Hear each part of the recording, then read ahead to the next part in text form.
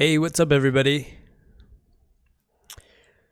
Today I'm going to be doing some more retouching. We're going to pick up where we left off yesterday. So yesterday we were doing some beauty retouching, mainly close-ups of an eyeball.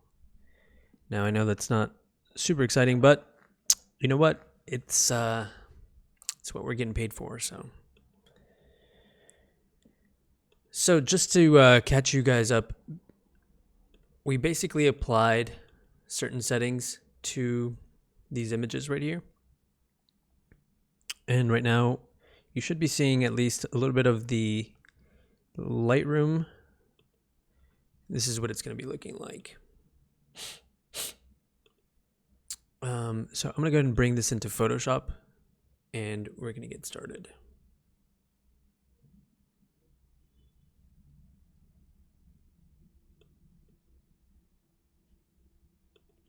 Very cool. So you can kind of see right here. I do have these new plugins that I'll be using, and they kind of they're gonna really get us there. They're not like those like one-click fix type things, but it's a good foundation, and it really speeds up the workflow. They're called Retouch4Me. Now, I'm not sponsored by them, but I will be doing some collaboration videos with them. So I guess in a way I am being sponsored, but the only reason I'm using them and promoting them is because I personally use them. So for the first one, we'll go here to Retouch4Me. And this is the first one I do, is the eye vessels one. And there's a reason why I do this separately than in the panel.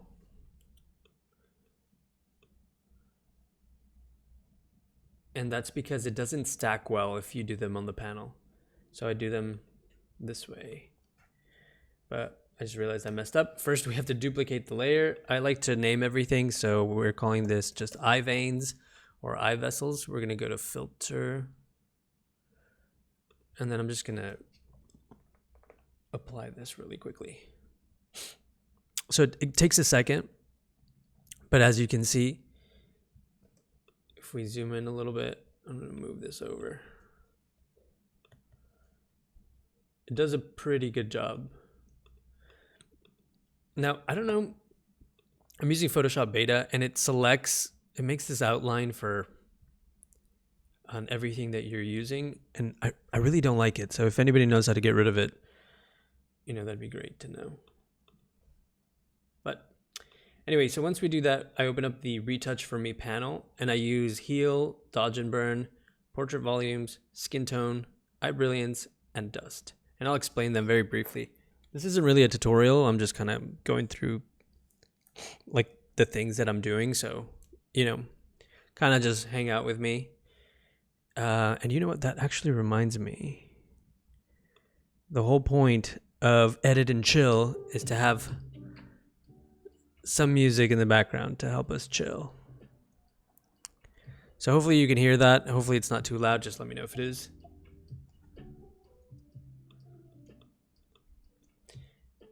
So really, if you have nothing to do on a Saturday night and you just want to watch some random guy editing on Twitch, then you can do so. And I'll take this moment just to tell you that about Raid Shadow Legend. I'm just kidding.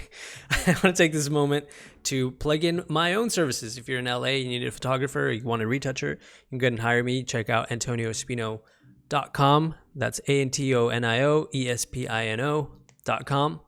Yeah, I'm on YouTube, I'm on Twitch. We're doing the whole thing. Just kind of trying to get some more eyeballs on my work. But yeah.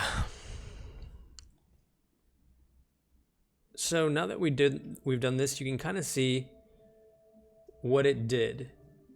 Now, Portrait Volumes is like global dodge and burning.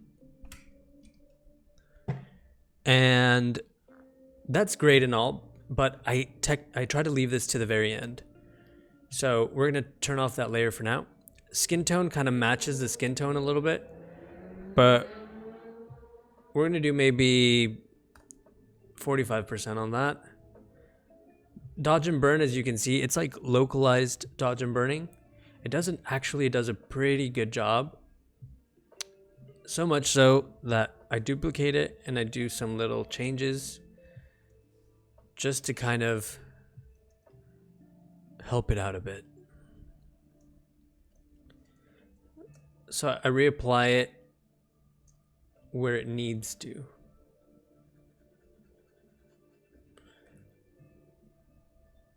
And that's mainly like the nose, under the eye, the cheek, and a little bit on the forehead, although this model in particular doesn't seem to need it that much. There you go. So we're gonna leave skin tone on, and then Heal does a pretty good job at finding these little imperfections. In her case, it's just freckles. But if we go to our original example, which is over here, in the original one, the freckles were removed. So because I didn't edit that one and this was done as a template for me, I'll be doing that. But, you know, beauty standards aside, just make sure if you're doing this for a client that, you know, you don't over retouch or remove things that, you know, perhaps, you know, you don't want to, or the client doesn't want removed.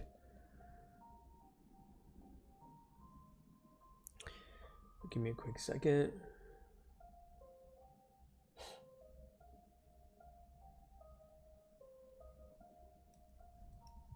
Okay, so the other one is eyes.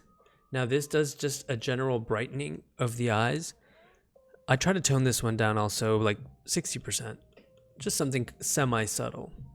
Dust is a tricky one. I only use this one mainly for fall off, and you'll see what I mean. Sorry, that was the wrong one. So you can see right about here, all this stuff does get removed with the dust, but as you can see, it also removes the shine from the eyelids and the specular highlights right here in the corner of the eye. So what I'll do for dust is I'll create a layer mask, we'll invert it to remove it, and then I'll apply it on the areas that I want to bring back. And it's a little counterintuitive, but essentially we're going to remove it from the areas that we want to bring back later just by inverting the mask. So just like that. And then I kind of like what it did right here, this shiny stuff right here. So we're going to remove all of this. And once we're done, we just invert it. Boom. And now we get to keep all of the effects, but we remove all of the fall off from her mascara or her eyeliner. All right, so now that we're here, we're gonna make a new layer. I like to call it retouch. I'm gonna make another layer and call this one, what are we calling this one? Under eye. So on retouch, I'm gonna just go through using the little AI brush. To be honest, I don't even know what it's called. This new one.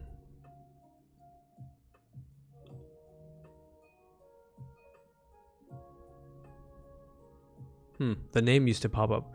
I don't know what it's called, but that's the one we're using. And we're just gonna kind of go through these details right here. And we're gonna select the things that, you know, obviously they need to be removed. I try to adjust the size of the brush based off of the things that I'm selecting. That way we don't go overboard. Oops. But this eye vein right here is a little bit too much. So we're going to kind of tone it down, tweak it. And we're going to clean up the waterline. Now, I am going to get a little bit picky, mainly because the example photographs that I have to mimic this after, it's a little bit clean. I wouldn't say it's overdone, it's just, you know, very, very clean. mainly because the product that we're highlighting is actually just the eyelashes. So we want to make sure that we're doing that. Cool. So once we have everything we need selected, I'm going to go ahead and hit enter. And it should do a pretty good job at cleaning everything up. If there's any mistakes, I'll try and redo them. And if I see something else that's missing, it's just a very simple fix. Now, I don't think we'll be able to see any of this. The crop is pretty tight. But while I'm here, why not? Very cool. All right.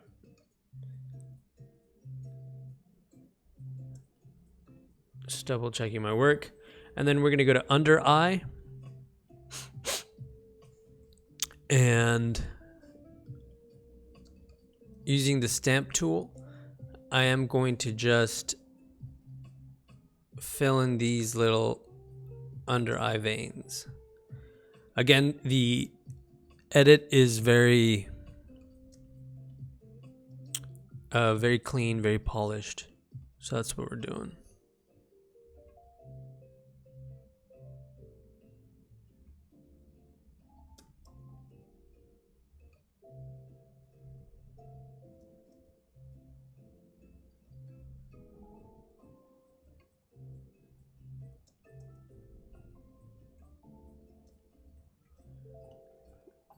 Awesome.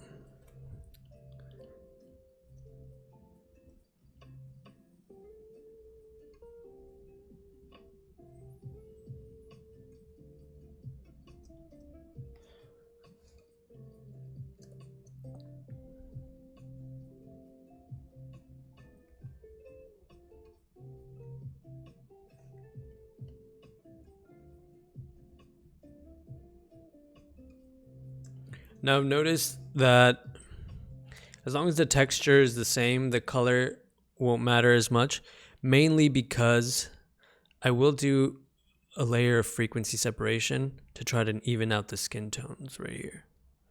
So I'm not too worried about the color.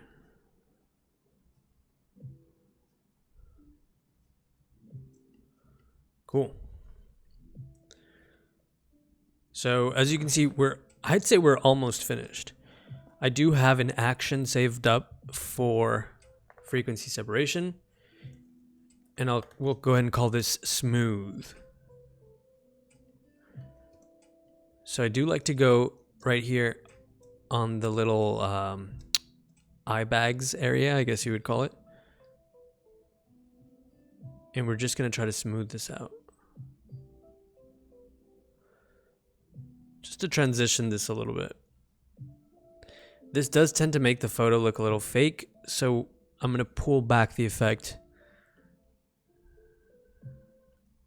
once we get close to being done. But for now, I'm just going to lay it on thick.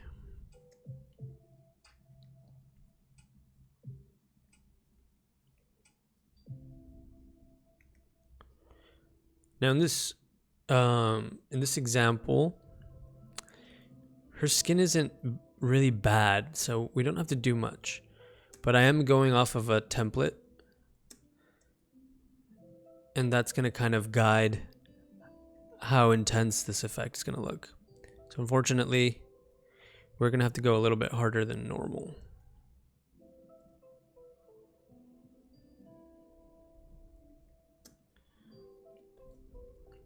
I'm going to tone this down to maybe 60%, maybe 50%,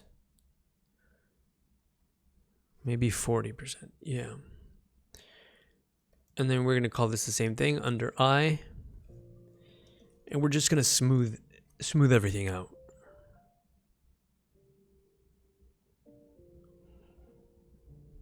One more time. We're doing one more pass right here. And we're going to do this bit one last time, just to kind of really smooth out the transition areas, which really is what you want.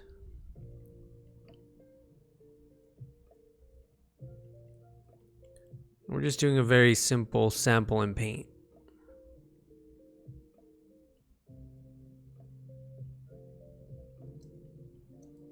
just to smooth out the skin tone.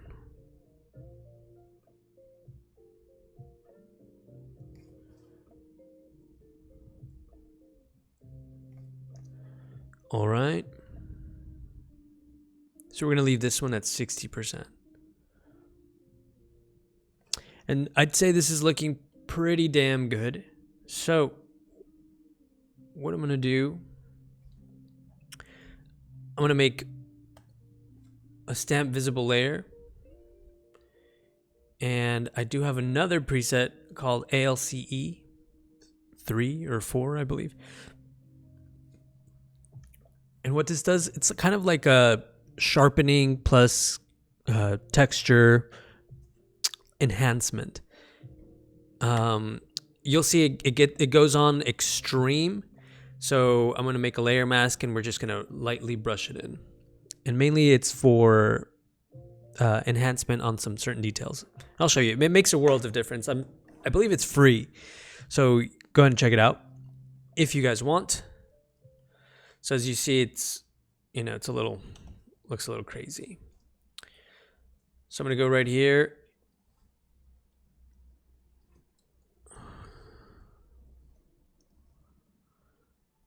And then kind of start adding it on the eye. Add it on right here on the eyelid. And then I'd say about 30-40%. Unfortunately, I'm seeing something else. I don't like this little area right here. I'm going to try to use Photoshop's generative fill. See if it can kind of get rid of it for me. I just feel like the redness on it, or I'm not sure what it is. It's bugging me. So let's see what generative fill does. Maybe it'll just clear it up for us.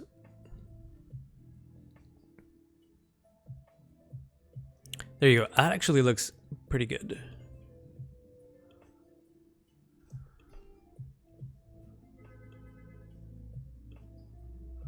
We're going to go ahead and keep the last one.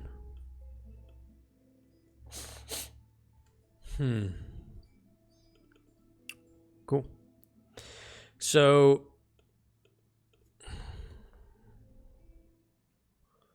the last thing I'll do, or the penultimate thing I'll do, is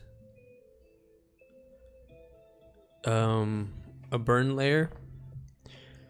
And well, that's just crazy.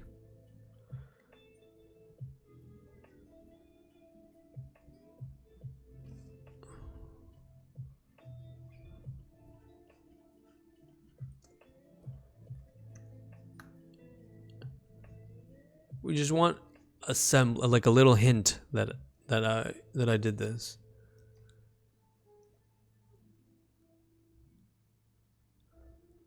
Cool. And then we'll put this back in. It's about 50%. Maybe 40%. And that's it. Super easy. So we're going to go ahead and go to Lightroom.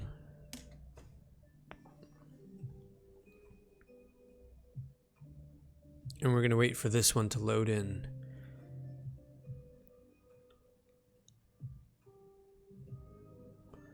Wait, what? Which one are you? This is prominent iron, whatever.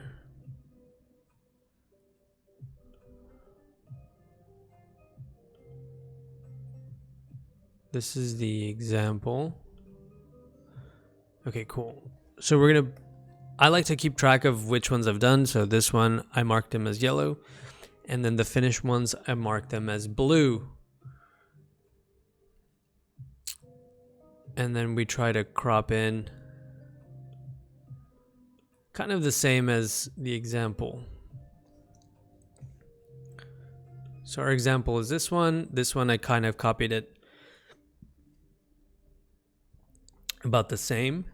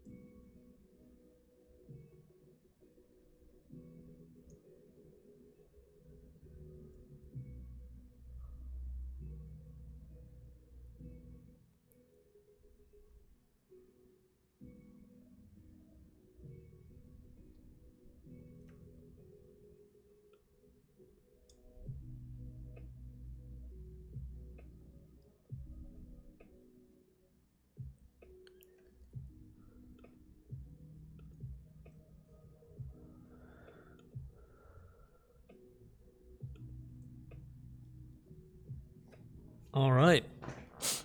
Not bad. So now we have these, which should look almost identical. As I say that, I'm noticing that these two, I think I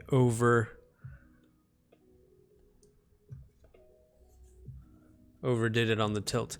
But other than that,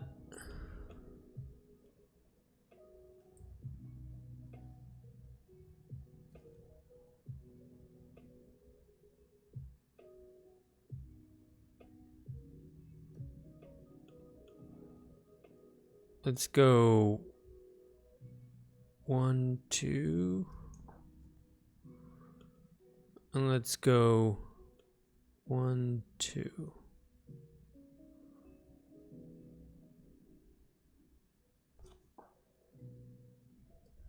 Maybe even brighten it up a little bit. All right. Well, these are pretty much finished. If you like this type of content, go ahead and check out my other channels, my Instagram, my TikTok, my YouTube. And yeah, I'll try to bring more streams to you guys as we go along. Actually, I'm looking at the time. I think I have time for one more stream, or one more stream, one more photo. So let's go ahead and do that. Why not? We're already here, right?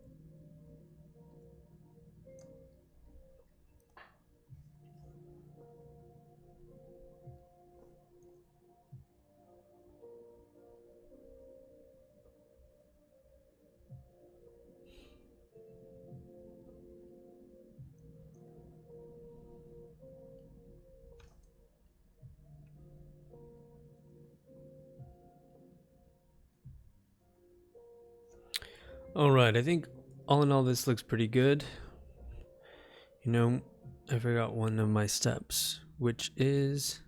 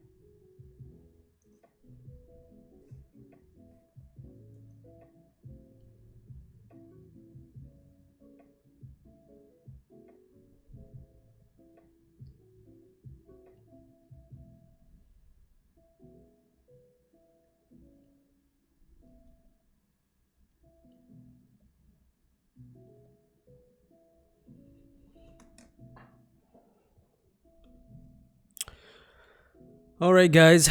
Well, that's it for me. If you guys enjoyed the stream, make sure you check me out. I'm going to be trying to do this every day. But if you don't catch me here, go and check out my Instagram page at Antonio X Espino or Yes X Tony, where I'll upload a variety of things, not just photography related content. And yeah, I'll see you guys on the next time. Thanks for spending some time with me. And I hope you learned something. See you guys.